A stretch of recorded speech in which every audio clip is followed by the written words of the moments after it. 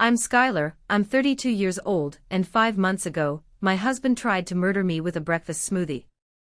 Before I tell you how I sent a dynasty of psychopaths to prison and reclaimed my life, I need you to do me a favor. Let me know in the comments where you are watching from.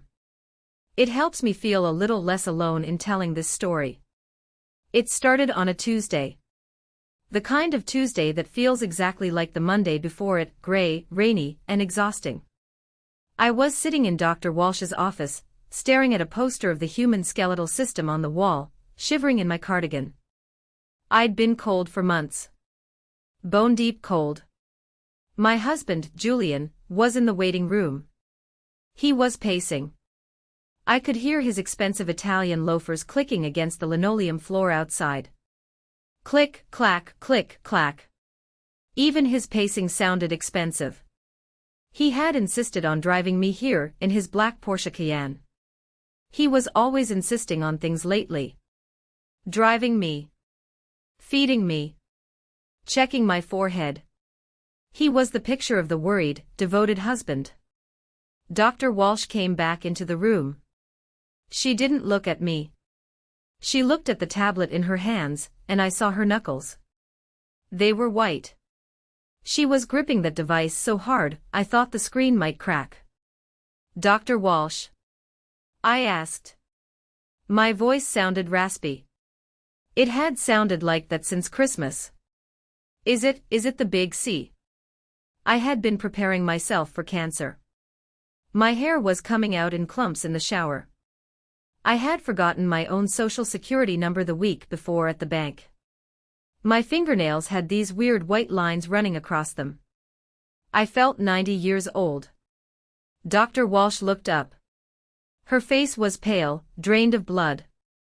She walked over to the door, opened it a crack to check the hallway, and then closed it. She locked it. That sound, the click of the lock, made the hair on my arm stand up. Skylar, she whispered. She came close to me, too close for a normal doctor-patient interaction. Where is your husband right now?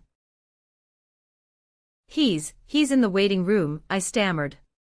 He's getting me water. Listen to me very carefully, she said, her voice trembling. She turned the tablet screen toward me. I ran the standard panels, but because of your neurological symptoms, I ran a heavy metal toxicity screen. Just on a hunch. I looked at the screen. I'm a senior auditor. I deal with numbers all day. I know how to spot an anomaly in a spreadsheet. I saw the red bar on the graph immediately. It was so high it was almost off the chart. Arsenic. What does this mean? I asked, my brain struggling to process the word. It means you are being poisoned, Skylar, Dr. Walsh said. Her eyes were intense, terrifyingly serious. These levels aren't from eating bad seafood or breathing city air. This is acute, chronic exposure. Someone is feeding you arsenic. Consistently. 4 months. I laughed. It was a dry, brittle sound. That's impossible. I don't eat anything weird. I barely eat at all. Julian makes me I stopped. The room seemed to tilt sideways. The smoothie. Every morning for the past 5 months. The super green smoothie Julian started making me right after our 3rd anniversary. He said I was working too hard, that I needed the energy. Drink up, Sky, he'd say with that dazzling, perfect smile. It's good for your cells. He was right. It was affecting my cells. It was killing them. You have to leave, Dr. Walsh said, grabbing my shoulder. You cannot go back to that house. You need to go to the ER, get chelation therapy immediately. I have to call the police. No. I grabbed her hand. The panic hit me like a physical blow. You don't know Julian. You don't know his family. His father is Richard Sterling. Dr. Walsh froze. Everyone in the state knew the name. Richard Sterling was a lawyer, a fixer, a man who played golf with senators and judges. If the police showed up now, with just a blood test, Richard would have it buried before the sun went down. He'd claim I was suicidal. He'd say I poisoned myself. They had done it before, I'd heard the stories, dismissed them as rumors. If I leave now, he'll know, I whispered. He's smart, doctor. He's meticulous. If I change my routine, he'll know the jig is up. He'll get rid of the evidence. Or he'll finish the job tonight. I looked at the screen again. The numbers were undeniable. My husband, the man who held me when I cried about my thinning hair, the man who bought me heating pads for my aching joints, was the one causing it all. A wave of nausea rolled over me, but this time, it wasn't the poison. It was pure rage. I need you to print that, I said, my voice shaking but firm. Print 2 copies. Give me one. Keep the other in your personal safe, not the hospital records. Can you do that? Skylar, this is dangerous. You could die, she pleaded. I'm already dying, I said. But I'm not going to let him get away with it. I need time. I need to find out why. She hesitated, then nodded. The printer whirred. It sounded like a chainsaw in the quiet room. She handed me the folded paper. I shoved it deep into my bra, right against my skin. You have 24 hours, she said. If you aren't in a hospital by tomorrow night, I'm calling the cops myself, Richard Sterling or not. I stood up. My knees felt weak, but my mind was sharpening. It was the adrenaline. It was cutting through the brain fog for the first time in months. I unlocked the door. I put on my mask, the mask of the sick, dependent, grateful wife. I opened the door. Julian was there, holding a paper cup of water.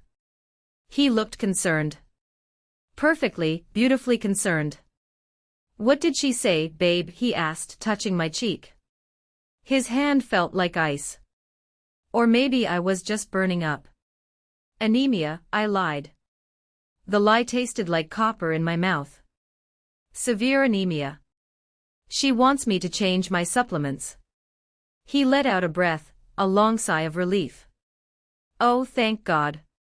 We can fix anemia. We'll get you the best iron pills money can buy. He wrapped his arm around my waist to support me. I leaned into him. I let him walk me to the car. I let him open the door of the Porsche. As I sat down in the leather seat, I looked at his profile. He was humming a little tune. He looked so happy. He was happy because he thought he had time. He thought he was winning. I looked down at my hands in my lap. They were trembling, but not from weakness anymore. I was an auditor. My job was to find the truth hidden in the numbers. Julian had made a mistake. He thought he was poisoning a helpless housewife. He didn't realize he was poisoning a woman who knew how to read the fine print. The engine roared to life. We pulled out of the parking lot, merging into the gray traffic. I was thinking lasagna for dinner, Julian said cheerfully. And maybe we watch a movie. You need to rest. That sounds lovely, I said, turning to look out the window so he wouldn't see the look in my eyes. I wasn't going to rest. I was going to war. The drive home was 40 minutes of psychological torture. Julian had his hand on my thigh the whole time, rubbing his thumb back and forth in a soothing rhythm. Every time he touched me, my skin crawled. I had to physically force myself not to recoil. You're tense, Sky, he noted, glancing at me. Just the headache, I murmured, closing my eyes. The doctor said the stress makes the anemia worse. We'll fix you up, he said. Mom called, by the way. She wants to come over tomorrow. Bring some of her famous soup.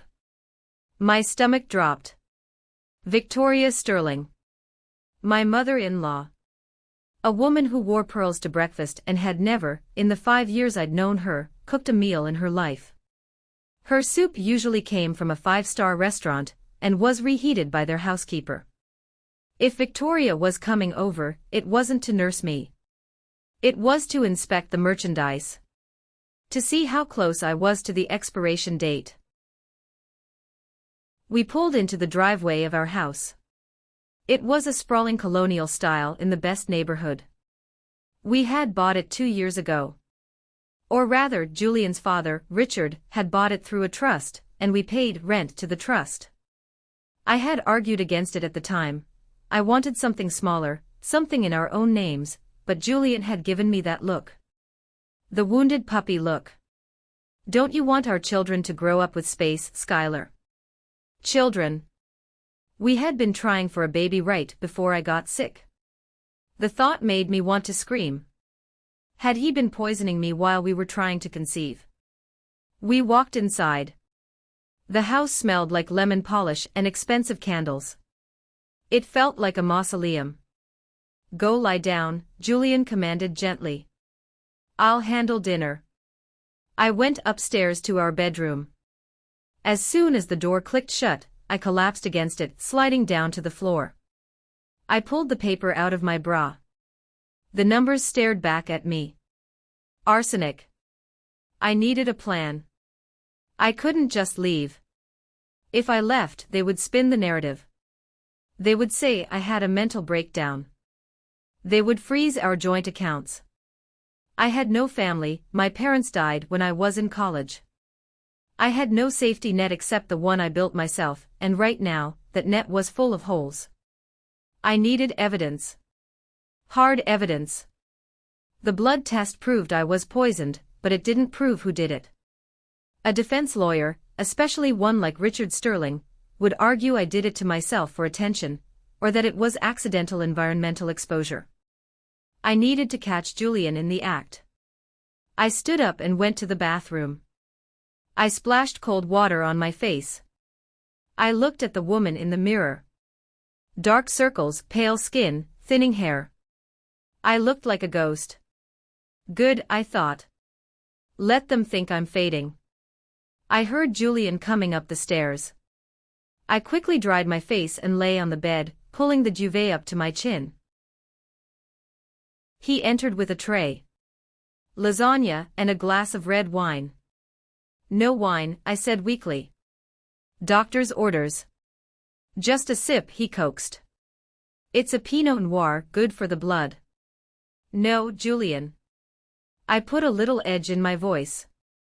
Please. He hesitated, a flash of annoyance crossing his face before the mask of concern slipped back into place. Okay. Just water then. He sat on the edge of the bed and watched me eat. He watched every bite. It was terrifying. Was the lasagna poison too? I took small bites, chewing slowly. It tasted normal. But arsenic has no taste. That's why it's the poison of kings. I have a business trip on Thursday, he said casually. Just 2 days. San Francisco. I was thinking of canceling, but no, I said quickly. Too quickly. I coughed to cover it up. No, you should go. I'll be fine. I'll just sleep. Are you sure? Yes. The promotion is important. He smiled. It is. It comes with a huge raise. We could finally take that trip to Italy when you're better. Italy. He was promising me a future he knew I wouldn't live to see. The next morning was the real test. I woke up at 6:30 a.m. to the sound of the blender whirring downstairs.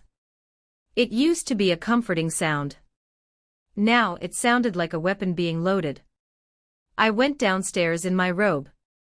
Julian was in the kitchen, dressed in his crisp navy suit. On the counter sat the green smoothie. It was vibrant, frothy, and deadly. Morning, beautiful, he said, sliding the glass toward me. My heart hammered against my ribs. I had to drink it. Or at least pretend to. If I refused, he'd get suspicious. I picked up the glass. The smell of kale and pineapple hit my nose. I raised it to my lips. My hand was shaking, which actually helped sell the weak wife act. Cheers, I whispered. I took a tiny sip, letting the liquid just touch my lips, and pretended to swallow. Then I grimaced. Ugh. It's extra bitter today. I added more spirulina, he said, watching me intently. Drink it all.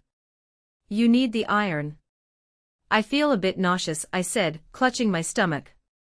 I think the new iron pills the doctor gave me are upsetting my tummy. I need to take this upstairs, drink it slowly while I get dressed.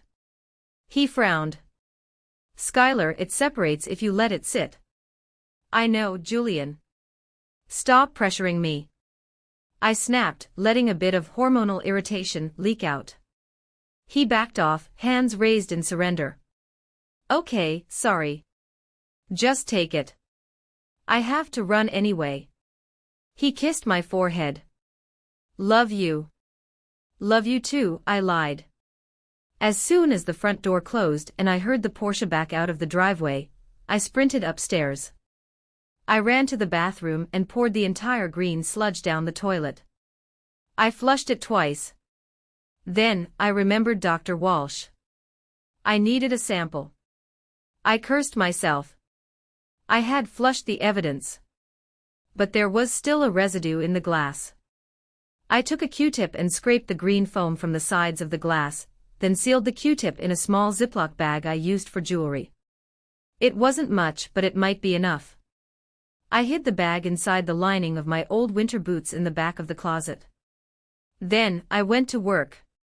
Not my job, I had been on medical leave for 2 weeks, but my real work. I went into Julian's home office. We had a rule. I didn't touch his work computer because of client confidentiality, and he didn't touch my audit files. I sat in his leather chair. The computer was password protected. I tried his birthday. Incorrect.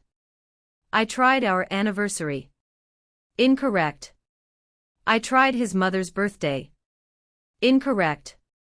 I closed my eyes. Think, Skylar. What does Julian love? Who is Julian? He's a narcissist. He loves money. He loves status. I typed in the license plate number of his Porsche. P0R911. Access granted. A chill went down my spine. He loved that car more than he loved me. I started digging. I went straight to the hidden folders. I knew they existed because I had seen him minimize Windows quickly when I entered the room in the past. I searched for .pdf files, .xls files. And then I found it. A folder labeled Legacy. I clicked it open. My breath caught in my throat. It wasn't just one document. It was a library of betrayal. There were life insurance policies. Not just the standard one we got through his work. There were 3 private policies taken out 10 months ago. The total payout was staggering, $3 million. Double indemnity for accidental death. But that wasn't the worst part. I opened a spreadsheet titled Timeline. It was a schedule. Month 1, induction. Low dose. Month 3, increased dosage. Symptoms mimic autoimmune. Month 6, hospitalization. Organ failure. Month 7, event. Event. That was me dying. I looked at the date. We were in month 5. I had 4 weeks left. I scrolled down. There were notes in the margins. Notes about me. She's complaining about numbness. Good. Doctor visit inconclusive. Perfect. Mom says she looks terrible. Keep steady. Mom. Victoria. She knew. I felt like I was going to throw up for real. This wasn't just a bad marriage. This was a family business. I heard a car pull into the driveway. My heart stopped. It was too early for Julian to be back. I rushed to the window. It wasn't the Porsche. It was a silver Mercedes. Victoria. She was early. I scrambled to close the windows on the screen. My hands were shaking so badly I kept missing the X. I heard the front door open. She had a key. "Skylar. Darling. I brought soup." Her voice floated up the stairs, sweet and sing-songy. I shut the computer down. I didn't have time to wipe the recently opened list. I ran out of the office and threw myself onto the bed in the guest room across the hall, pulling the blanket over my head just as her footsteps reached the landing. "Skylar." She pushed the door open. I peeked out, making my eyes heavy and groggy. "Victoria." I rasped. I was just napping. She stood there, immaculate in her white Chanel suit, holding a Tupperware container. She smiled, but her eyes scanned the room, then glanced toward the open door of the office across the hall. "You look dreadful, dear," she said. "Eat up. You need your strength." She placed the soup on the nightstand. It smelled of chicken and herbs. And God knows what else. "Thank you," I said. "I'll sit with you while you eat," she said, pulling up a chair. "I want to make sure you finish every drop." I looked at the soup. I looked at her. The game had changed. I wasn't just fighting Julian anymore. I was fighting the matriarch. And she looked hungry. I ate the soup. I had to. Victoria sat there like a hawk, her unblinking gaze fixed on my spoon. But I did something risky. I pretended to have a coughing fit halfway through, spilling a significant amount onto the bedsheets. "Oh, clumsy me," I gasped, clutching my chest. "I'm so sorry, Victoria." "The sheets, don't worry about the sheets, darling," she said, her voice tight. She was annoyed that the medicine was wasted on the fabric. "Just finish what's left in the bowl." I managed to swallow the rest. I prayed the dose in the soup wasn't the lethal one. I prayed my body could handle one more hit. As soon as she left, taking the bowl and the soiled sheets with her to destroy the evidence, I realized later, I took 3 charcoal tablets I had hidden in my purse. I didn't know if it would help with arsenic, but it was all I had. That afternoon, Julian left for San Francisco. He kissed me goodbye with that same fake tenderness. "Call me if you need anything. Mom is checking in on you tomorrow." As soon as he was gone, I moved. I didn't go back to his computer. That was too risky now. I went for the money trail. I'm an auditor, I follow money for a living. If Julian was buying arsenic, he wasn't putting it on our joint American Express. I drove to the city library, 3 towns over. I wore a hoodie and sunglasses. I logged onto a public computer. I needed to access our bank records but deeper. I needed to see the transactions that didn't appear on the monthly statements. I accessed the cloud backup of our tax returns. I saw a deduction for a consulting fee paid to a shell company called Obsidian Solutions.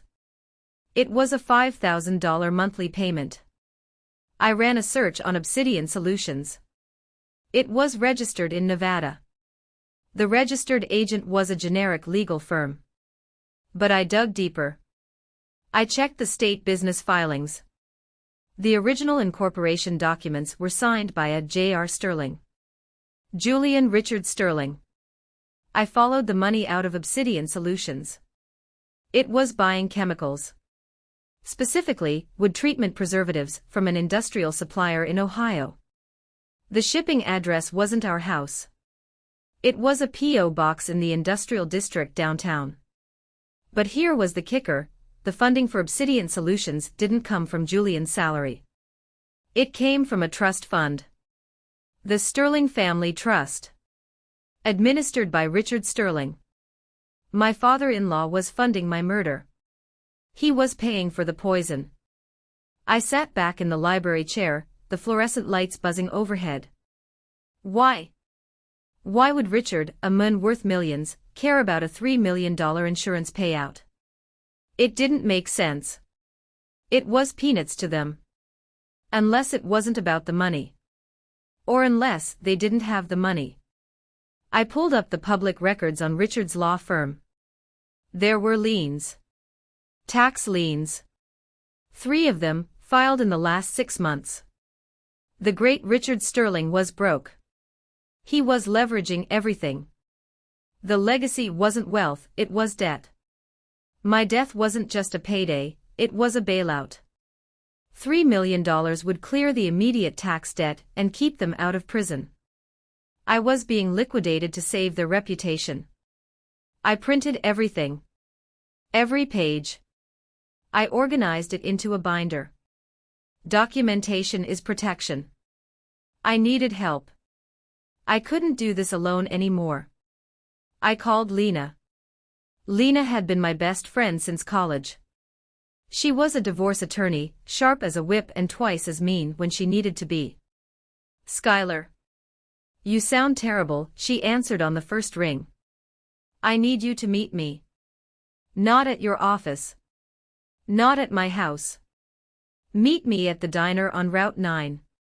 The Dive Bar 1. Is this about Julian? It's about a funeral, I said. Mine. 30 minutes later, I sat across from Lena in a vinyl booth. I slid the binder toward her. I watched her read. I saw her expression shift from confusion to skepticism, and then to absolute horror. Jesus Christ, Sky, she whispered, looking around the diner. This is a RICO case. This is conspiracy to commit capital murder. I have a sample of the smoothie residue, I said. But I need more. I need to catch him saying it. I need him to admit it. You need the police, Lena said, reaching for her phone. No. I stopped her hand. Not yet. Richard has judges in his pocket. If we go now with just this paper trail, Richard will spin it. He'll say Julian has a hobby restoring antique furniture that explains the wood treatment chemicals. He'll say the insurance is just responsible planning. We need a smoking gun. What do you want to do? Julian is in San Francisco with his mistress, I said. I tracked his phone. He's not in California. He's at the Four Seasons downtown. Here. Lena's eyes widened. He's in town. He's staying close. Probably to establish an alibi while I'm supposed to be getting worse. I want to pay them a visit. Them? I found a recurring charge for a jeweler on his credit card. A bracelet. I never got a bracelet. But I saw a woman on his Instagram, tagged in a photo by his cousin, wearing it. Her name is Chloe. She works at his firm. You want to confront the mistress. Sky, you're sick. You're weak. I'm not going to confront her, I said, a plan forming in my mind. I'm going to save her. Lena looked at me like I was crazy. Save her. Julian is a predator, Lena. He doesn't just want a new wife. He wants a new policy. If he's broke and his parents are broke, $3 million won't last forever. He needs a cycle. I opened the binder to the last page. It was a printout of a life insurance application I found in the drafts folder. It wasn't submitted yet. It was for Chloe Evans. He's going to do it to her, too, I said. Maybe not now. Maybe in 2 years. But she's next in the queue.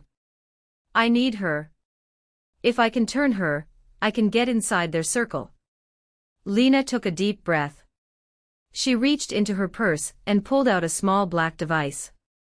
Digital recorder, she said. High fidelity.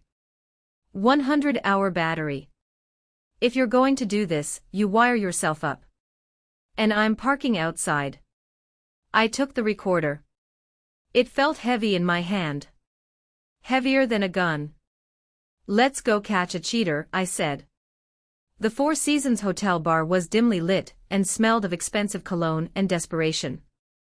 I sat in a corner booth, wearing a wig I used to wear for Halloween, a short bob, and oversized sunglasses.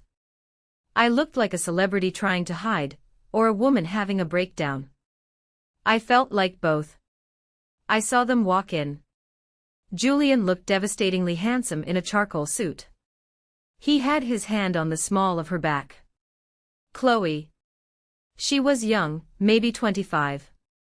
Blonde, bubbly, looking at him with total adoration. She was wearing the bracelet. The diamond tennis bracelet that was bought with money meant for our future children. I watched them order drinks. Julian ordered a martini. Chloe ordered a white wine. I waited until Julian stood up to go to the restroom. This was my window. 3 minutes. I walked over to the bar. My legs felt like lead. The arsenic neuropathy was flaring up, my feet felt like they were walking on pins and needles. I slid onto the stool next to Chloe. Beautiful bracelet, I said. Chloe turned, smiling.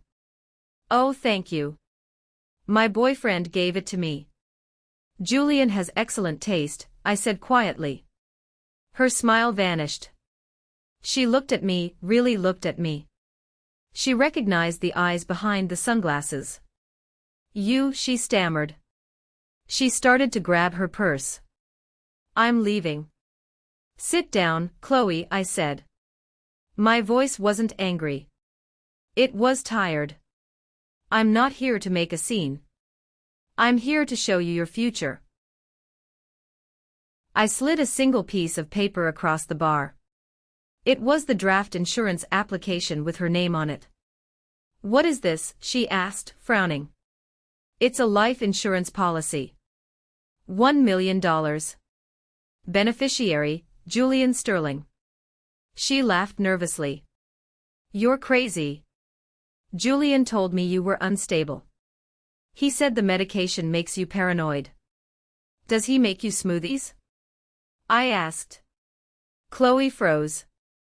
Her hand stopped halfway to her wine glass. He calls it his super green mix, I continued. Kale, pineapple, spirulina. And a special powder he keeps in a silver tin in the pantry. Does he make them for you, Chloe? Her face went pale. He said I looked tired. He said it would help with my skin.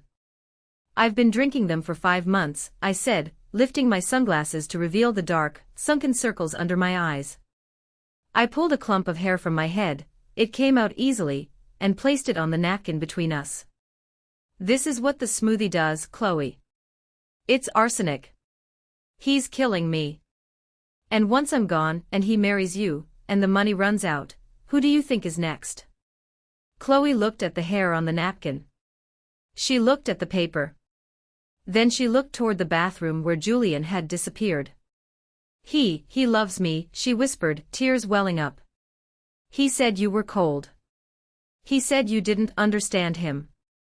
He said the same thing about his ex-fiancée, I lied. I didn't know if he had an ex-fiancée, but I knew the type. Did you know his parents are bankrupt? Did you know you are just an ATM machine waiting to be cashed out? Chloe was shaking now. I've been feeling sick lately. Stomach cramps. I thought it was stress. It's not stress, I said. It's poison. I saw Julian emerging from the hallway. Here, I said, sliding a burner phone across the counter. If you want to live, text me. If you tell him I was here, I'm dead. And you're dead a year from now. Your choice. I grabbed my purse and slipped out the side exit just as Julian reached the bar. I hid in the shadows of the valet stand, watching. I saw Julian kiss her cheek. I saw Chloe flinch. She didn't tell him. I got into Lena's car around the corner. I was shaking uncontrollably. Did she buy it? Lena asked. She's terrified, I said. She's experiencing symptoms too. He's poisoning us both. Me to cash out, her to groom her for the next round. My phone buzzed. It was the burner. Text from unknown, what do I do? I texted back, don't drink the smoothie. Act normal. Meet me tomorrow at the park. The next 24 hours were a blur of agony. I went back to the house. I had to be there when Julian returned from his trip. When he walked in the door on Friday evening, I was lying on the couch, looking like death warmed over. I had used makeup to make my skin look gray. "Honey, I'm home," he called out. "How are you feeling?" "Worse," I croaked. "My stomach, it burns." He sat beside me, stroking my hair. "I'm so sorry, baby. I hate seeing you like this." "Julian," I said, grabbing his hand. "I'm scared. I think I need to update my will." His eyes lit up. It was subtle, a tiny flicker of greed behind the concern. "Why would you say that? You're going to be fine." "No," I said. "I want to make sure you're taken care of. If something happens, I want you to have everything. The house, the investments. I don't want it going to probate." "Sure," he soothed. "We can talk about it later. But if it gives you peace of mind, I can call Dad. He can draft something up." "Yes," I said. "Call Richard. Tell him to come over for dinner tomorrow. I want to sign everything. I want to say goodbye properly." The trap was set. I knew Richard and Victoria wouldn't miss the chance to secure the assets. They would come. And they would bring the final dose. They were impatient. The tax liens were due next week. They needed me dead now. That night, as I lay in bed next to the man who was murdering me, I touched the small lump of the recorder tape to the underside of the nightstand. Just one more day, I told myself. Just survive one more day. But my body was failing. I coughed into my pillow, and when I pulled it away, there was blood. Real blood this time. I wasn't acting anymore. I was running out of time. Saturday night arrived with a thunderstorm. It was fitting. The sky was cracking open, mirroring the chaos about to unleash in my dining room. Richard and Victoria arrived at 7 p.m. sharp. Richard was carrying his leather briefcase, the one that contained my death warrant disguised as a will. Victoria was carrying a bottle of champagne. "To celebrate, Hope," she said, her smile tight and predatory. I was seated at the head of the table, wrapped in a thick shawl. I had positioned myself carefully. Under the heavy oak table, taped to the underside of the wood right where Julian sat, was Lena's high-fidelity recorder. In my pocket, I had my phone, open to a group text with Lena and Detective Miller. The signal was, "I'm ready to sign." Dinner was a tense affair. Julian had ordered sushi, safe for him, easy for me to pick at. "So," Richard said, wiping his mouth with a linen napkin. "Julian says you want to expedite the estate planning." "Very wise, Skylar. Given the uncertainty of your health. I just want to make sure Julian is safe," I said, my voice barely a whisper. "I know how hard it is out there. I know about the debts." Richard stopped chewing. The room went dead silent. "What debts?" Victoria asked sharply. "The tax liens," I said, looking Richard in the eye. "The family trust." "I know you're broke, Richard." Julian slammed his chopsticks down. "Skylar, what are you talking about? You're delirious." "Am I?" I asked. I reached under the table but not for the recorder. I pulled out a folder. Copies of the bank statements I had found. I slid them across the table. "I know about Obsidian Solutions," I said. "I know about the arsenic." The air left the room. For a second, nobody moved. It was a tableau of guilt. Then, Richard laughed. It was a cold, dry sound. He didn't look at the papers. He looked at Julian. "I told you she was too smart for her own good," Richard said. "I told you to increase the dosage last month. We could have been done with this before she started snooping. My blood ran cold. He wasn't denying it. He was annoyed by the timing. She's an auditor, Dad, Julian said, his voice changing. Gone was the loving husband. In his place was a petulant child. She notices details. That's why I married her. I didn't think she'd audit us. Well, it doesn't matter now, Victoria said, standing up. She walked over to her purse and pulled out a small vial. She's signed nothing yet. But she will. She walked toward me. You're going to sign those papers, Skylar. And then you're going to drink a special toast. And then you're going to have a very sad, very fatal heart attack. You're going to kill me right here. I asked, my hand gripping the phone in my pocket. It'll look like murder. Who's going to investigate? Richard sneered. The medical examiner owes me a favor. The police chief is a client. You're a sick woman who took a turn for the worse. Tragically simple. Julian looked at me with pity. Don't make it hard, Sky. Just sign. It's better this way. You're in pain. We're ending the pain. And then you'll marry Chloe? I asked. And do the same to her. Julian blinked.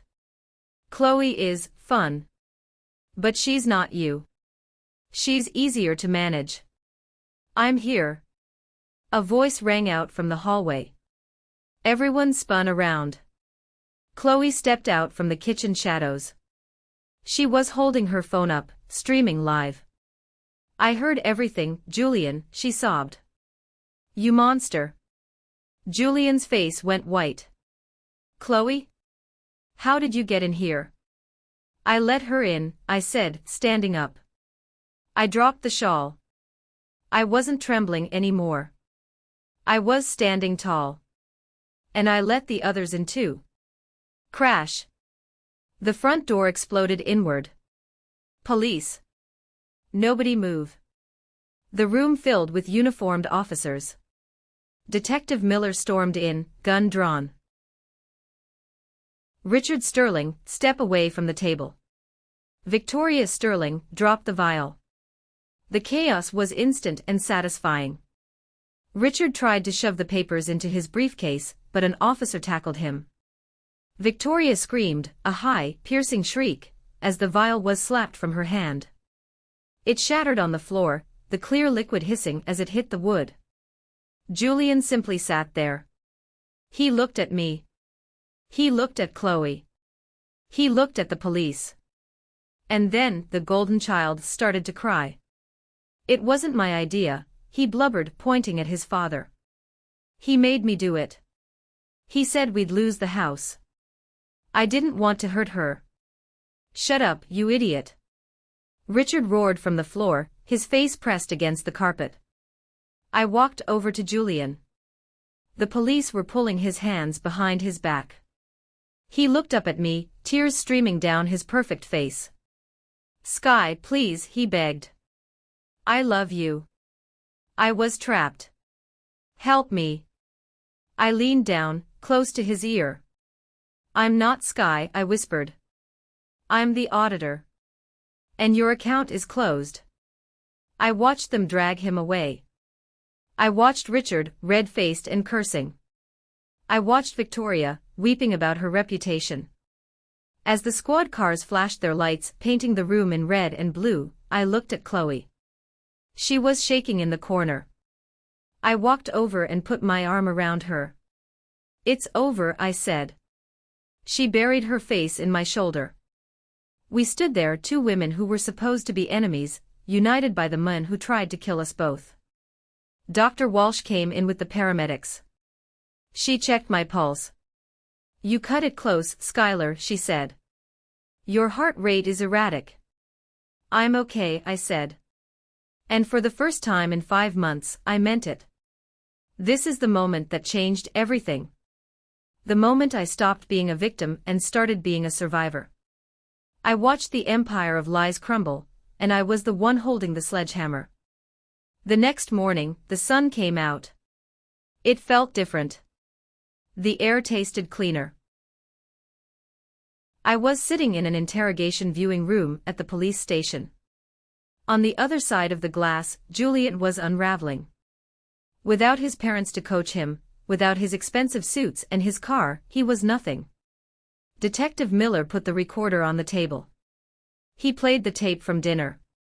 "You're a sick woman who took a turn for the worse." Tragically simple.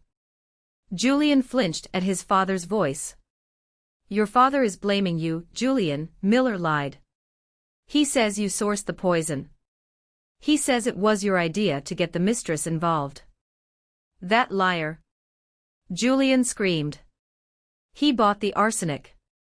He set up Obsidian Solutions. I have the emails. I have everything on my laptop." And just like that he sang. He gave up everything.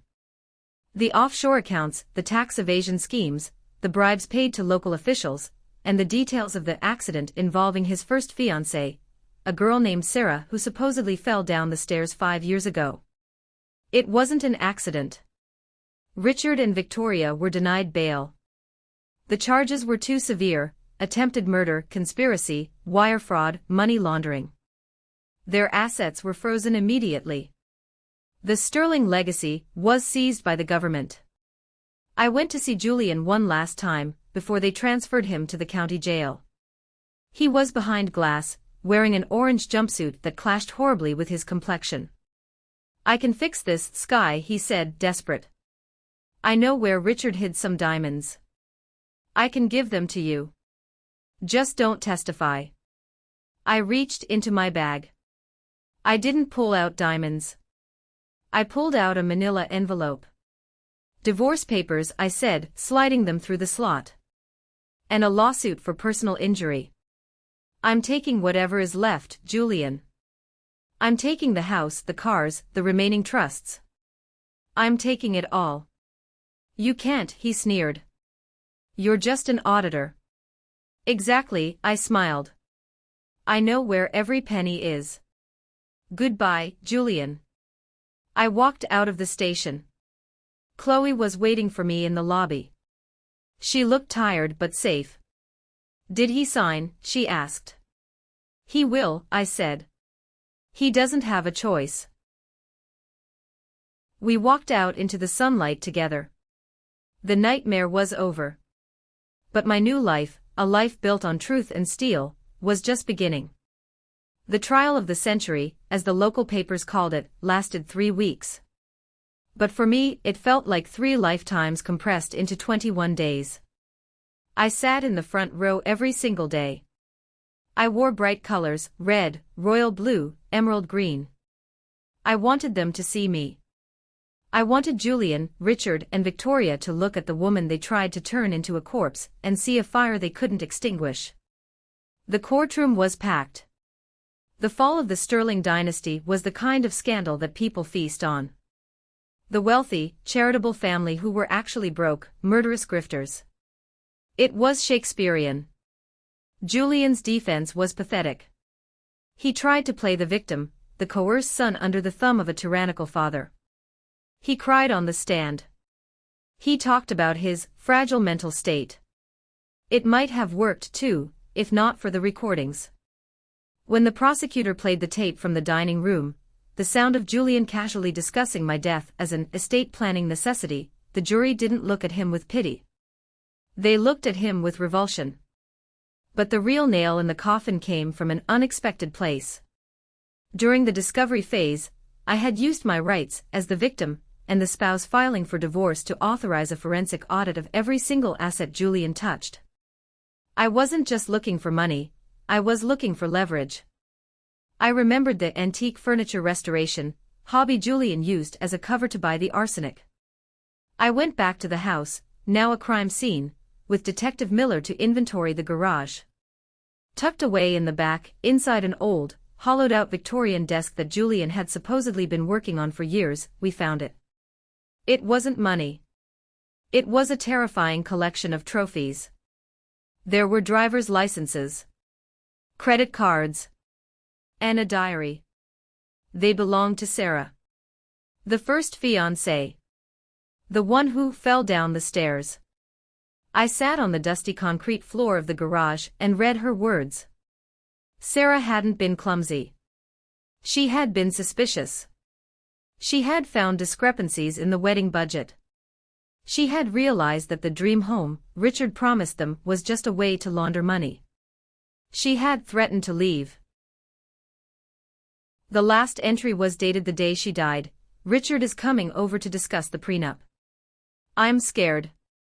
Julian won't look me in the eye. This diary changed everything. It upgraded the charges against Richard from attempted murder to first-degree murder. It destroyed any chance of a plea deal. When I took the stand to testify about finding the diary, I looked Richard Sterling in the eye. The arrogance was gone. He looked old, withered, and terrified. He knew that I, the boring auditor he had mocked, had just dug his grave. The verdict came down on a Tuesday, exactly 1 year to the day since Dr. Walsh told me I was dying. Julian, guilty. Sentenced to 25 years without the possibility of parole for 15. Victoria, guilty. Sentenced to 20 years for conspiracy and fraud. Richard, guilty. Life in prison for the murder of Sarah, and the attempted murder of me. As the bailiff led them away, Julian stopped. He looked back at me. He mouthed the word, "Why?" I didn't mouth anything back. I just checked my watch. I had a lunch reservation. With the criminal trial over, the Civil War began. And this was where I thrived. My lawyer, Lena, was a shark in the water. We sued for emotional distress, personal injury, and punitive damages. Since Richard and Victoria were going to prison for life, they had no use for their assets. But the government wanted their cut first for the tax evasion. This is where my training saved me again. I knew the tax code better than the IRS agents assigned to the case.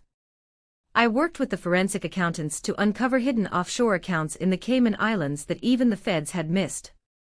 I leveraged this cooperation to ensure that my civil judgment was prioritized.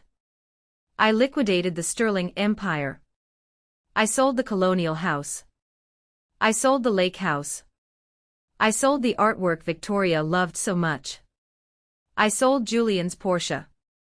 Every single item that represented their status was auctioned off to pay for the damage they had done.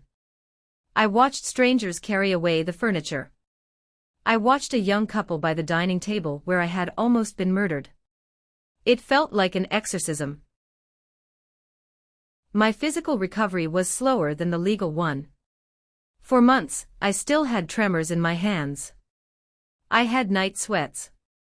My hair grew back, but it came in curly and wild, completely different from the straight hair I had before. I decided to keep it. It was new hair for a new Skylar. I spent hours in the gym, not to get skinny, but to get strong. I lifted weights until my muscles burned, reclaiming the physical power the arsenic had stolen from me. I learned to box. There was something incredibly therapeutic about punching a bag and imagining it was Richard's smug face. Chloe and I kept in touch, but we didn't become best friends. The trauma bond was strong, but it was also a reminder of a dark time. She testified bravely against Julian, and her testimony about the second insurance policy was crucial. She moved to Chicago to start over to go to law school.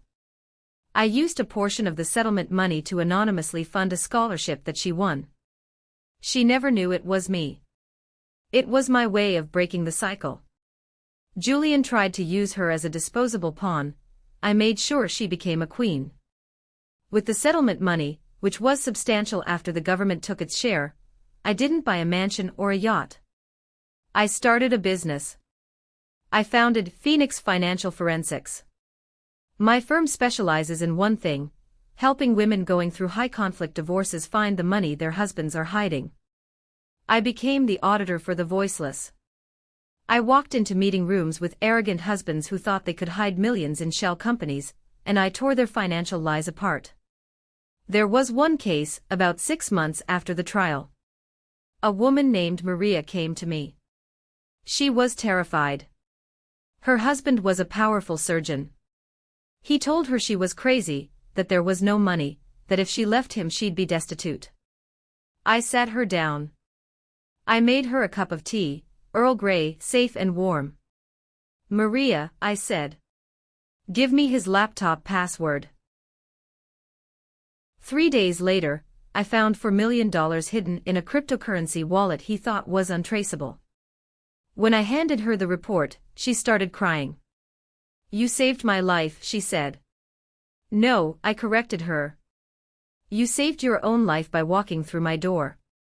I just read the fine print. That was my victory. Not the money, not the fame of the trial. It was the look on Maria's face. It was the knowledge that I was turning my nightmare into a weapon for others. But there was one final piece of business I had to attend to. I went to the prison to visit Julian one last time. It was a year after his sentencing. I sat on the other side of the glass. He looked terrible. He had lost weight. His hair was thinning, ironic, I thought. What do you want, Skylar? He spat. You took everything. My money, my family, my freedom. I came to give you something, I said. I slid a photograph through the slot. It was a picture of a gravestone. A new one. Sarah Miller. Beloved daughter. Free at last. I had used part of the money to give his first victim a proper memorial. Her parents had been too poor to afford one at the time. I speak to her parents every week, I told him. They finally have peace. And do you know what I found out, Julian? He glared at me. I found out about the college fund, I said. Julian's eyes widened. You raided Sarah's little sister's college fund to buy your first Porsche, I said. You stole from a grieving family. It was a loan, he muttered. Well, I paid it back, I said. With interest. Using the money from the sale of that Porsche. I stood up. I placed my hand on the glass. You aren't the golden child anymore, Julian. You're just a thief. And now, everyone knows it. Even the other inmates know you poisoned women. I hear they don't take kindly to that in there. Fear flashed in his eyes. Goodbye, Julian.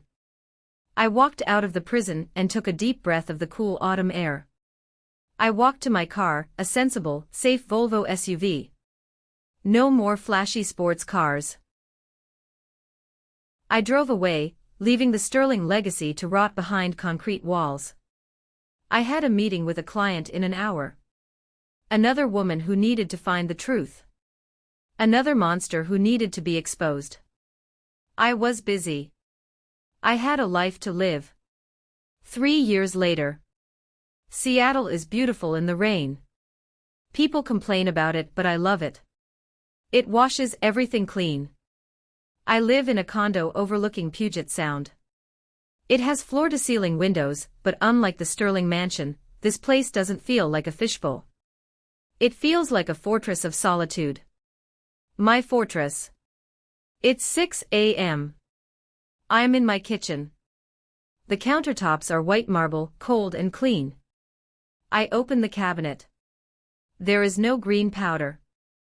No silver tins of mysterious supplements. I take out a bag of coffee beans. I grind them myself. The smell of fresh coffee fills the air, rich, earthy, safe. I boil the water. I pour it over the grounds. I watch the dark liquid drip into the carafe. Every sip I take is a declaration of independence. I know exactly what is in this cup.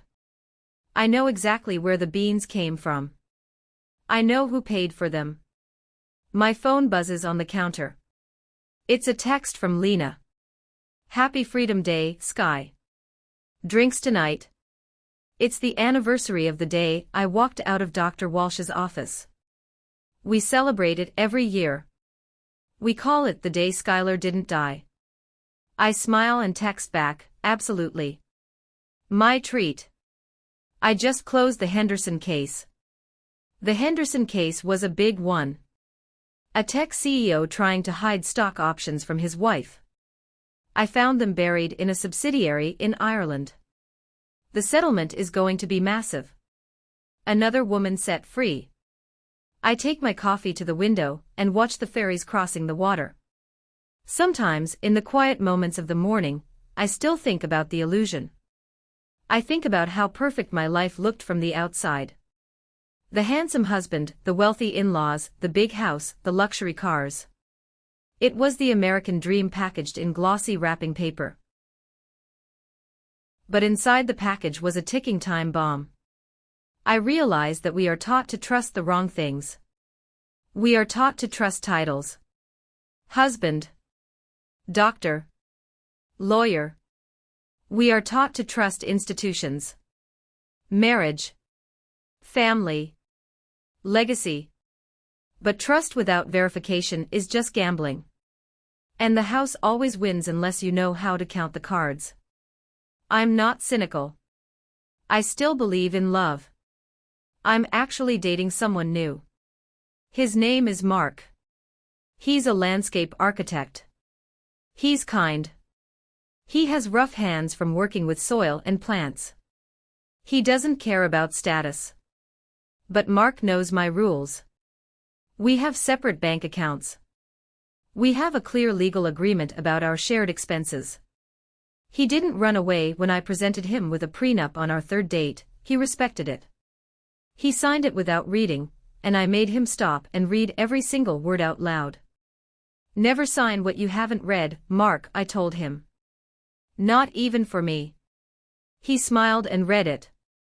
That's when I knew he might be a keeper. I finished my coffee and went to my home office. On the wall, framed, is the printout of my blood work from that day. The red bar of arsenic levels spiking off the chart. Most people would burn it. I kept it. It's my reminder. It reminds me that I survived. It reminds me that my body is resilient. It reminds me that my intuition was right, even when the world told me I was crazy.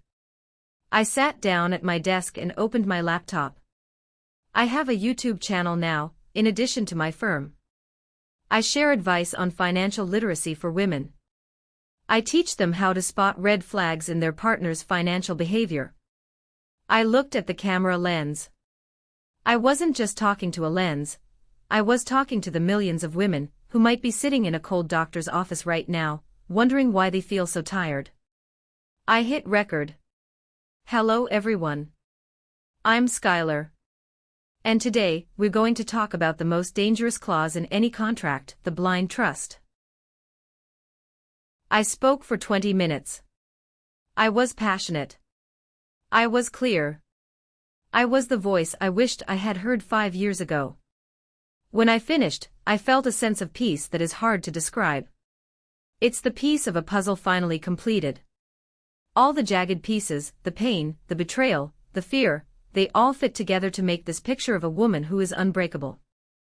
I am not just a survivor of attempted murder. I am a warrior for truth. Julian tried to erase me.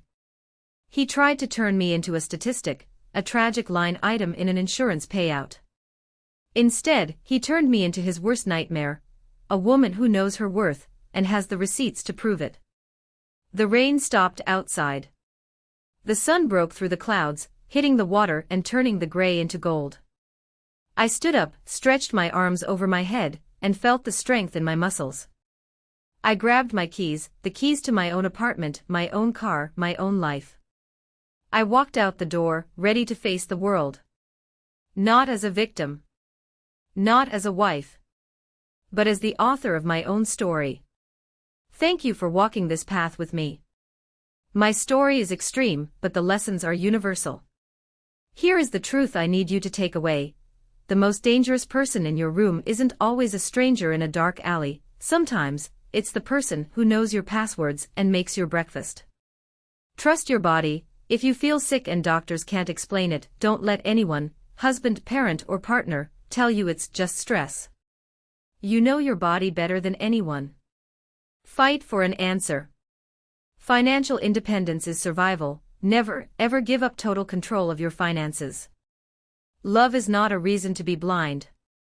Always have a separate account that only you can access. It's not about lack of trust, it's about having a safety chute. Documentation is protection. If something feels off, write it down. Save the receipts. Screenshot the texts. Gaslighting works because it makes you doubt your memory. Documentation is the antidote to gaslighting. Read the fine print, whether it's a marriage certificate, an insurance policy, or a loan. Know what you are signing. Know who benefits if you are gone. I want to hear from you now. What is one red flag you ignored in the past that you wish you hadn't? Or if this story opened your eyes to the importance of protecting yourself, simply comment "good" below. Your interaction tells me that these lessons are landing, and that we are building a community of survivors who are smarter, stronger, and safer together. Stay safe, stay alert, and never stop reading the fine print.